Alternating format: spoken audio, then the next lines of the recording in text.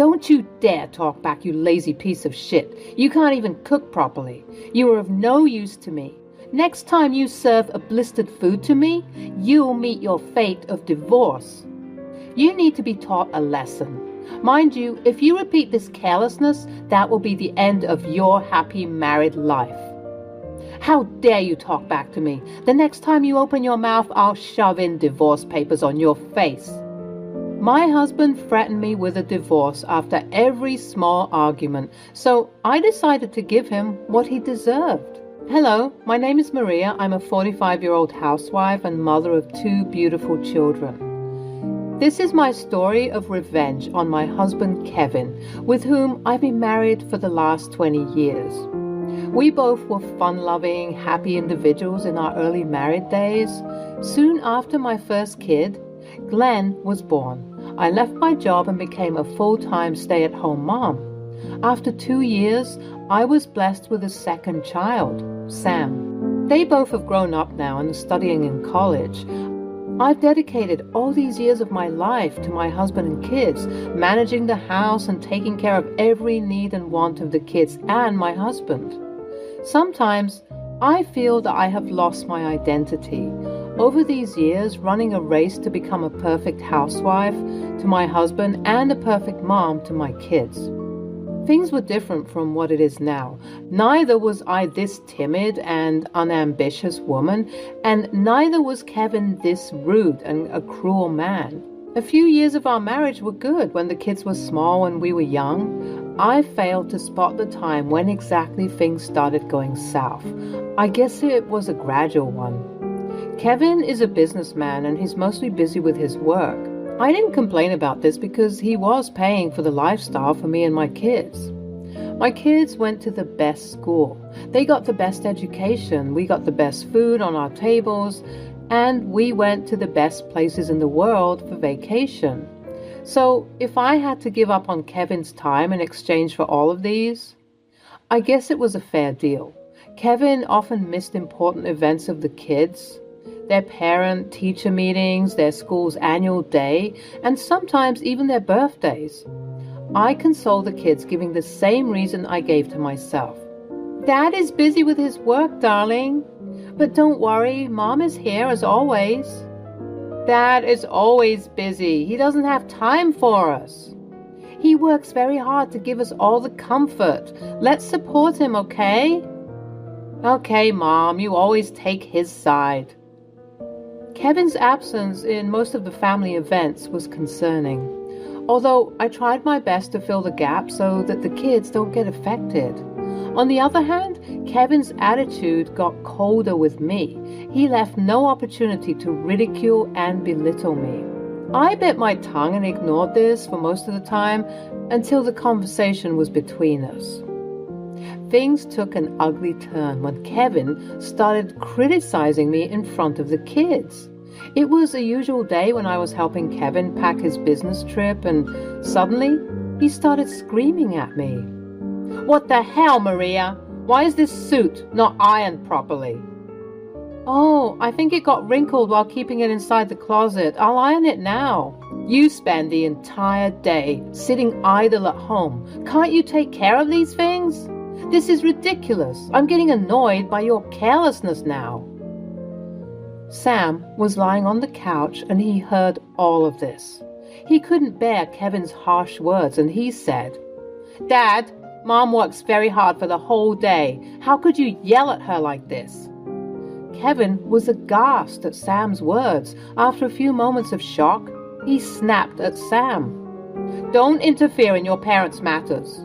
Get up and go to your room. Sam gave an angry look at Kevin. To kill the tension in the air, I jumped in. Sam, go and study in your room. I'll get you the breakfast in some time. Sam rolled his eyes and left. It was embarrassing for me when Kevin yelled in front of my son. I mean, the kids learn what they see. Kevin's temper was becoming harder and harder to deal with. His snarky remarks were getting on my nerves. Gradually, I and both my kids started hating Kevin's presence in the house.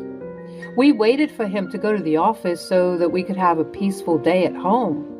His business trips were a vacation for us.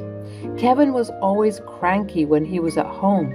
The only time we would see him in a good mood was during his monthly house party. Kevin hosted a monthly party at our house for all his officials, business partners, close friends, and key members of the team. Needless to say, it was me who had to organize these every single month. It was fun earlier when Kevin used to partake in organizing events.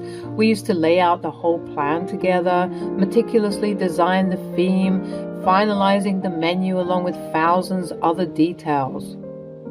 I had a gala time organizing this event with him, but over time, as Kevin's attitude changed and he got busier, the entire responsibility of this party came to me. It wasn't a big deal though, as it was a monthly activity and I knew exactly what to do. But one thing which was bothering me now was Kevin's criticism. He criticized me for every tiny thing. Suddenly, he hated my choice of food, cutlery, decoration, and everything else. While the guests would thank and appreciate me for hosting them, Kevin's remarks would be mostly this: "The flower decoration is just so horrible. Why didn't you check this when it was done? The shrimp is not cooked properly. Did you check this when it was delivered? There isn't enough ice cream for the drinks. Why didn't you order more? You've ordered way too much spaghetti. You like wasting food, don't you? The puddings are way too sweet. None of the guests liked it." I was getting exhausted by his constant poking. I just kept a brave face in front of the guests so that no one could suspect our troubled marriage. It was after one such party that I decided to put a halt to Kevin's criticism and confront him. After all the guests were gone and Kevin was in his usual self, criticizing every minute thing of the party, I approached him. "Don't you think that you've been insulting me way too much these days? I mean, I'm doing everything to organize the best party for you and your guests.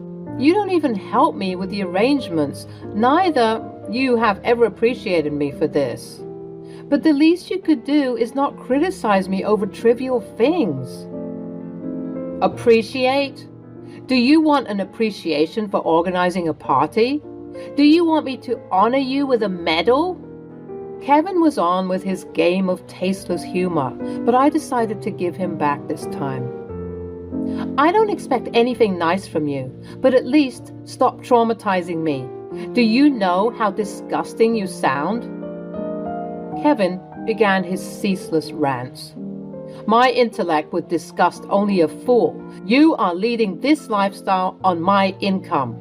You could wear these expensive clothes and shoes because of me. You should be grateful to me for all of these."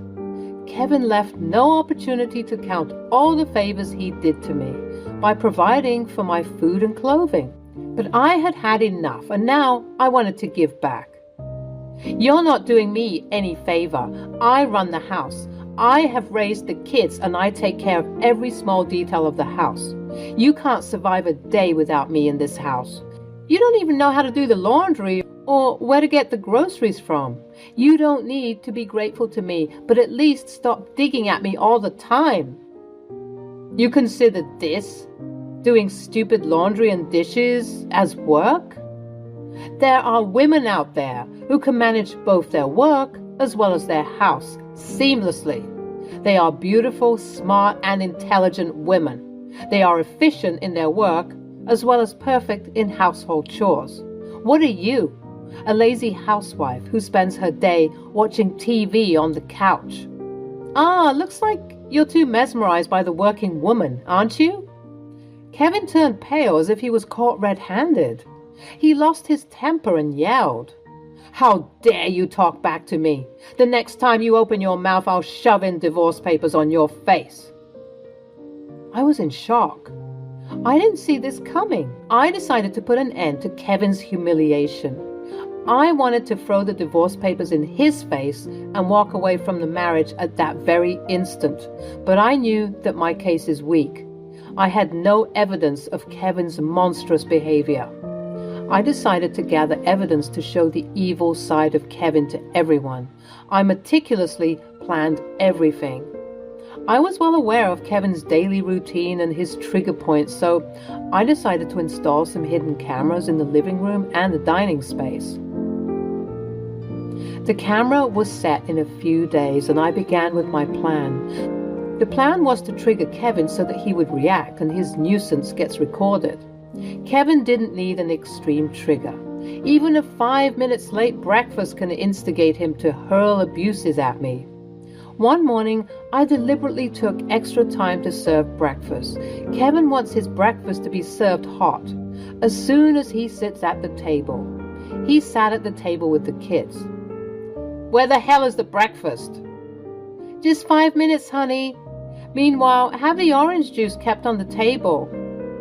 After 5 minutes. "How long does it take to prepare a simple breakfast? I'm getting late for the work." "It's almost done. Give me 2 minutes." "Go to hell with your breakfast. I don't have bloody time to sit and wait for it." I rushed from the kitchen and served the sandwiches. The sandwich was roasted a little extra than usual. As soon as Kevin saw the sandwiches, he shouted, "The sandwich looks pathetic. You are serving me parched food." I picked up the sandwich deliberately to show on the camera and said, "It is not burned at all. It's just roasted for a minute longer. It's completely edible." "Don't you dare talk back, you lazy piece of shit. You can't even cook properly. You are of no use to me. Next time you serve a blistered food to me, you'll meet your fate of divorce." He took his bags and stormed out of the house. Me and the kids rolled our eyes and enjoyed the sandwich in peace. After a few days, it was time to record another piece of evidence. Kevin was getting ready for work, and he was not able to find his socks in the closet. He came out to the living room, shouting at the top of his voice, "Where the hell are my socks? Why is it not kept in its usual place?" "I kept it in the other drawer with a handkerchief. My bad." He gasped with exasperation and went back to the room. After a second, he again came out yelling, "There is just one pair of socks. What happened to the rest of them?" "Well, they're dirty. I forgot to send the dirty clothes to the laundry yesterday. I'll do it today. Don't worry." "How can you be so careless about your work? You just have one work, which is to take care of the house, and you slack in that too." "Kevin, there's a fresh pair of socks for today. I'll clean the other pairs today. Why are you making such a fuss about it?" "It is not about the clothes. It is about the discipline." Why am I talking about discipline in front of a useless housewife?" "Why are you always so mean to me, Kevin? You need to be taught a lesson. Mind you, if you repeat this carelessness, that will be the end of your happy married life." Saying this, he slammed the door of the bedroom, got ready for work, and left the house.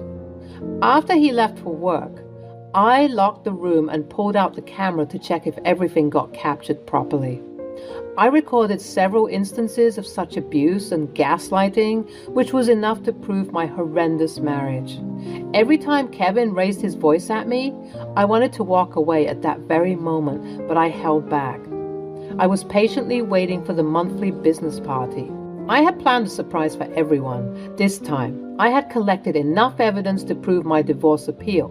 But I didn't want such an easy escape for Kevin. I wanted to humiliate him in the same way as he does to me. As the event was nearing, I was planning for this big day bit by bit. The event is organized on the lawn outside our house, and this time I ordered a big screen setup. In the invitation email, I asked everyone to send a brief video clip of themselves talking about their favorite adventure in life, which would be played in the monthly event. These activities add fun to an event, and everyone, including Kevin, liked this idea. Yes, you guessed it correctly. I plan to play these recordings at his business party. Everyone in his company should know about Kevin's true color. On the day of the event, after setting up all the arrangements, I came to my room to get ready for the final shot. I took longer than usual to get ready. The guests started coming, and Kevin was alone on the lawn greeting the guests. I knew he would be triggered by this. He marched into the room where I was still getting ready and howled at me. "What the hell? What do you think you are? Are you a celebrity who needs so much time to get ready? No one is here to see your ugly face and your ugly makeup.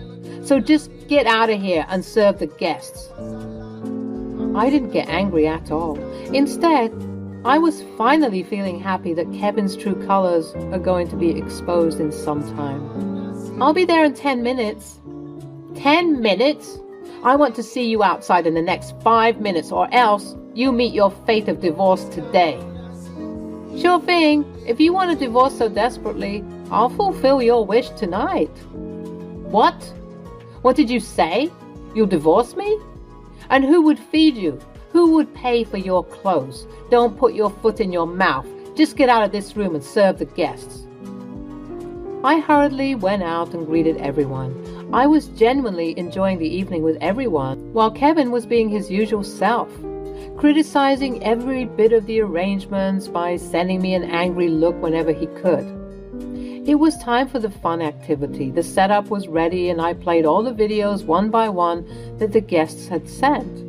While everyone was enjoying each other's video clips, I went to my room to gather the final footage which I recorded that very evening. I realized that the camera placed in my room was still on. I opened the last recordings of the room to trim out the unnecessary part, and guess what? Something unexpected got recorded into the camera, which I'd never imagined. After I hurriedly came out of the room, leaving the hidden camera on, my husband sneaked into the room with his colleague who works in a senior position in his company. Although they switched off the light and nothing could be seen in the dark, the footage of them sneaking inside the room and switching off the lights was enough to throw hints of what happened there. And of course, the sound got captured. That was the last nail in the coffin. My body was shivering with anxiety. I was skeptical about whether to show this or not, but at that very moment, I heard a voice, which was of Kevin. "Why the hell are you in the room again? The projector screen has stopped displaying. Just go and fix it right away. The guests are waiting for it. The next time I find you resting in this room again during the party, I'll ensure that you get punished for your laziness." I didn't say a word, but I knew what I had to do. I went outside and fixed the screen and added all the footage to the playlist. I held the remote of the screen firmly in my hands as I wait for the horror show to begin. As the videos of the assault started, everyone's faces turned pale. They started staring at each other in shock. Kevin was having a gala time with his clients when he noticed himself on the screen, hurling abuses at me, gaslighting and humiliating me. Kevin was parched with anger and frustration. 7 hells broke loose on him that evening. He pounced on me. "Stop this right now!" He tried to snatch the remote from my hands, but in the presence of his business partners and clients, he could not do anything. It was my time to avenge the trauma and humiliation I was subjected to in all these years. This is just a trailer, the recordings of the full movie, which will be sent to the police. But let me show the climax to everyone. I told you that if you're so desperate about getting the divorce, you'll get it tonight. I fast-forwarded the video to the last footage, where Kevin was seen entering the room with the woman. I stopped the video right there. That glimpse was enough for everyone to understand what was happening. No one expected the evening to turn out like this. Kevin's mistress left the party in a hurry, hiding her face. Kevin locked himself in the bathroom to avoid the embarrassment. The air was filled with whispers and gossip. I broke down when some of Kevin's friends hugged me. Over the years, I made friends with them, and they tried to support me in this moment of weakness. I felt bad for my children that they had to undergo this trauma, but to my surprise, they patted me, saying, "Well done, Mom. I'm so proud of you. I'm glad you stood for yourself, finally. Yeah, let's go. We can't stay here any longer." I had already packed everything for me and my children. I knew that we couldn't stay in that house after this event. I went to my parents' house. My dad passed away a few years ago and my mom was living alone, so she was glad to host us. Besides, my dad had left us a decent inheritance, which was enough for us to lead a happy life. I hired my father's lawyer and sent the divorce terms to Kevin, claiming the alimony and share in his business along with the child support. During the trial, Kevin gave me a disgruntled look as if he would dismantle my bones if he got the slightest chance. Kevin tried to sue me on charges of defamation, but it was overruled because my claims were true. It took a year for the divorce and the cases to be settled. I got the alimony and the child support. After that incident, many of his friends and colleagues reached out to offer support to me. They were shocked to see Kevin in such a monstrous avatar. He lost his reputation in front of his business partners and clients. Needless to say that his business suffered because of this, and his employees looked down upon him. Kevin and his mistress had no intention of marrying each other. They were just having fun by cheating on their partners. Soon, this news reached the mistress's husband, and she was shown the door by her husband. My objection was not to harm anyone. I only wanted to expose the evil side of Kevin to the world and stand up for myself and my kids. I want that my kids learn the value of loyalty and self-respect. It is a matter of a few years before my kids will be grown up and will take charge of their life. Until then, we are living with my mother like a happy family.